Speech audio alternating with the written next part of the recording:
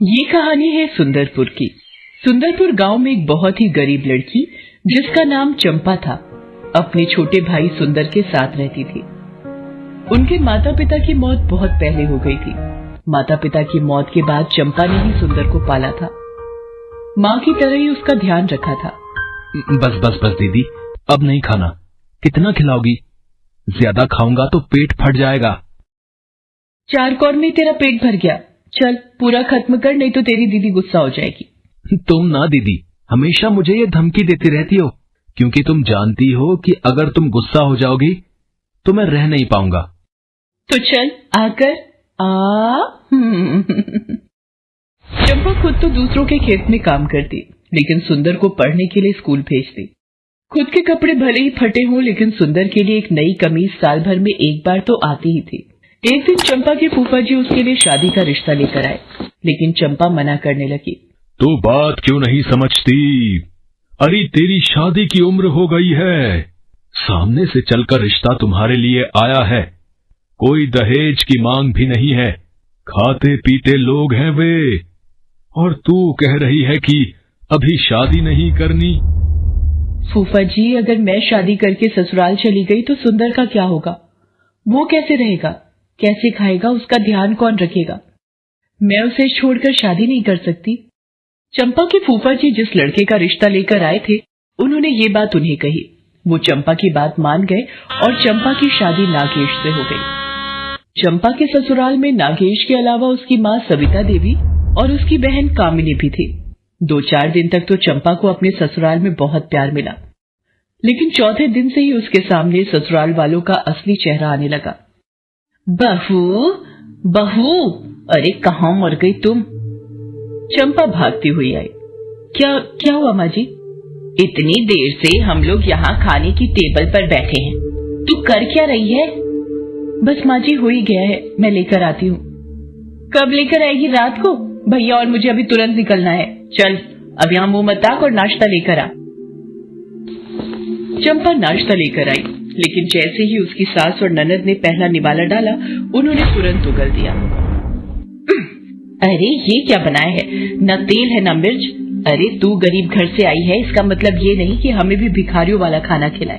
एक तो इतनी देर में नाश्ता बनाया, वो भी इतना बेकार। तभी वहाँ पर चंपा का भाई सुंदर आया और पेट पर हाथ रखते हुए बोला, दीदी मुझे भी भूख लगी है, जल्दी से मेरा भी नाश्ता लगा देना।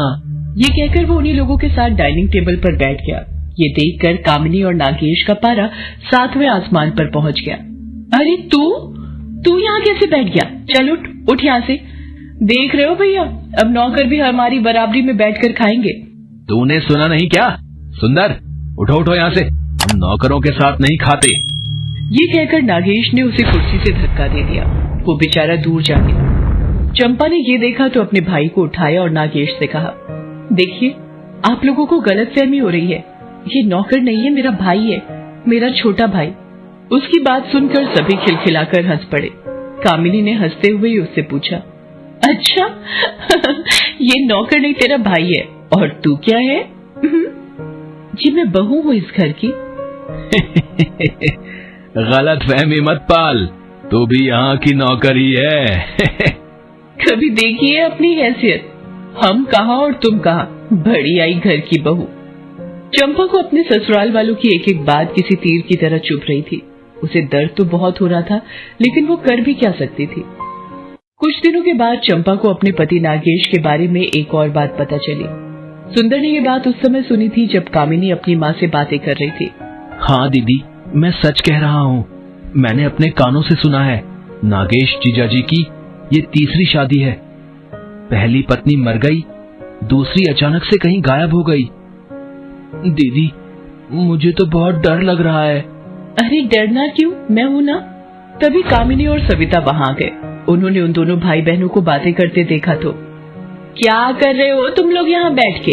कोई काम धाम नहीं है क्या? जब देखो ये दोनों भाई बहन आपस में क्या पकाते रहते हैं। चंपा ने कुछ नहीं कहा। उसी रात की बात है। चंपा ने अपने पति से सुंदर की पढ़ाई के लिए स्कूल जाने की बात पूछी तो वो चिढ़ गया। स्कूल क्या करेगा तेरा भाई? स्कूल जाकर कलेक्टर बनेगा क्या है? जी वो पढ़ने में बहुत अच्छा है। मेरे पास फालतू बातों के लिए समय नहीं है। और हाँ, इस तरह अपने भाई की पैरवी लेकर फिर आई तो मार मार के मुंह तोड़ दूंगा। बेचारी चंपा उस घर में घुट रही थी और उसके साथ उसका भाई भी। अब लोगों ने चंपा को बेवजह मारना पीटना भी शुरू कर दिया था। एक दिन तो हद हो गई। गर्म पानी लाने में चंपा को जरा सी देर क्या हुई, उसके पति नागेश ने गर्म पानी उसके बदन पर डाल दिया। अपनी बहन की चीख की आवाज सुनकर सुंदर भागता हुआ बाहर आया। बाहर उसने अपनी बहन को तड़पते देखा तो उसे सहारा देकर उठाने लगा। दीदी, क्या हुआ दीदी? किसने आपकी ये हालत की? चंपा खामोश रही। तभी नागेश ने कहा, किसने बोला तुझे आने के लिए? है? चल भाग जा यहाँ से, नहीं तो मार मार कर चमड़ी उधेड़ दूंगा। जीजा जी, मेरी दीदी जल गई है, दर्द से वो तड़प रही है, मैं उसे छोड़कर नहीं जा सकता। सुंदर अपनी बहन के उठने में मदद करने लगा। ये देखकर नागेश खिलखिला उठा। इन दोनों भाई बहनों ने नाक में दम कर दिया है। रुको, इसे बताता हूँ। नागेश कमरे से अपनी बेल्ट ले आया और सुंदर को मारने लगा और उसने उसे तब तक मारा जब तक कि वो बेहोश नहीं हो गया। उसके बाद तो ये सिलसिला चल निकला। सुंदर और चंपा ससुराल वालों के हाथ से हर दिन मार खाते। चंपा ने तो अब अपनी फूटी किस्मत को स्वीकार कर लिया था, लेकिन सुंदर के लिए वो हमेशा परेशान रहती। वो बेचारा उसके साथ उसी तरह पिसता जैसे गेहूं के साथ घुन। मुझे सुंदर के लिए कुछ सोचना पड़ेगा। वो बेचारा कब तक मेरे हिस्से की मार भी खाएगा? उसकी क्या गलती है? मैं ही तो उसे यहाँ लेकर आई थी। एक दिन जब नागेश चंपा को मार रहा था और सुंदर बीच बचाव करने के लिए आया तो, तू कौन होता है हमारे बीच में आने वाला? ये मेरे पति हैं। ये जैसे मुझे रखेंगे मुझे रहना पड़ेगा। ये चाहे मुझे मारे या घर से निकाल दें। ये तुम क्या कह रही हो दीदी? जो तू सुन रहा है बिना मतलब मेरे और मेरे पति के बीच में ना। मेरी तो मत ही मारी गई थी जो तुम्हें यहाँ लेकर आ गई। कौन भाई अपनी बहन के ससुराल में मुफ्त की रोटी तोड़ता है? मुफ्त खोर कहीं का। जा, भाग जा यहाँ से। उस दिन सुंदर बहुत रोया, लेकिन सुंदर से ज्यादा चंपा रोई। उसी रात सुंदर घर से भाग गया। चंपा दुखी तो बहुत थी कि पता नहीं उसका भाई कहाँ जाएगा, कैसे रहेगा, क्या करेगा, क्या खाएगा और क्या पिएगा। लेकिन उसे इस बात की संतुष्टि थी कि वो इस नरक से निकल गया। सुंदर वहां से भाग तो गया, लेकिन उसे अपनी बहन की हर दिन बहुत याद आती। लेकिन उसे अपनी बहन का वो व्यवहार भी याद आता जो उसने उसके साथ किया था। मैं कभी लौटकर नहीं जाऊंगा अपनी बहन के पास, कभी नहीं। सुंदर ने जूते पॉलिश का काम शुरू कर दिया। वो दिन भर जूते पॉलिश करता और रात को पढ़ाई करता। समय धीरे धीरे बीतने लगा। काम के साथ सुंदर पढ़ाई भी करता रहा और अपनी मेहनत के बलबूते पर वो पुलिस में डीएसपी बन गया। भाई दूज के समय की बात है। वो अपने पुलिस स्टेशन में बैठा था, तभी एक औरत जिसका नाम विद्या था भागी भागी वहाँ पर आई। साहब, मेरे भाई को बचा लीजिए, मेरे भाई को बचा लीजिए। मेरे ससुराल वाले बहुत बदमाश है। वो दहेज के लिए मेरी पिटाई तो करते ही है, मेरे छोटे भाई को भी जानवरों की तरह मारते हैं। वो बहुत छोटा है साहब, मैंने उसे बचाने के लिए कई बार उस पर झूठा गुस्सा किया, उसे घर से जाने को भी कहा, उसे मुफ्त खोर तक कह दिया, लेकिन वो मुझे छोड़कर जाना ही नहीं चाहता। आप उसे बचा लीजिए साहब, वो उसे बहुत मार रहे हैं। बहुत मुश्किल से मैं उनकी नजर बचाकर आई हूँ। विद्या की बात सुनकर सुंदर की आंखों के आगे उसके पुराने दिन आ गए। उसे अब जाकर एहसास हुआ कि उसकी बहन चंपा ने उस दिन उसके साथ बुरा व्यवहार क्यों किया था। पहले तो उसने विद्या के भाई की मदद की, फिर अपनी बहन के ससुराल की ओर पुलिस की जीप से चल पड़ा। हे भगवान, इतने साल मैं अपनी दीदी को गलत समझता रहा और उसे उन राक्षसों के पास छोड़कर चला आया। मेरी बहन को अगर कुछ हो गया होगा तो मैं खुद को कभी माफ नहीं कर पाऊंगा। सुंदर अपनी बहन के ससुराल पहुंचा। ससुराल वालों की मारपीट का असर चंपा के चेहरे पर साफ साफ दिखता था। सुंदर को तो वो पुलिस की ड्रेस में पहचान भी नहीं पाई। उसने जब उसके पैर छुए तो वो उसे गौर से देखने लगी। आप कौन है सर? दीदी, आप अपने छोटे भाई को भूल गई, सुंदर को भूल गई। सुंदर, तुम कितना बड़ा हो गया रे। तू ठीक है न रे? हाँ, मैं ठीक हूँ दीदी, लेकिन आप ठीक नहीं लग रही हैं। बहुत सताया है इन लोगों ने आपको, और मैंने भी तो आपको इन जालिमों के पास अकेला छोड़ दिया था, बिना ये समझे कि मुझ पर जान देने वाली दीदी एकाएक मुझ पर उस दिन गुस्सा क्यों हो गई थी।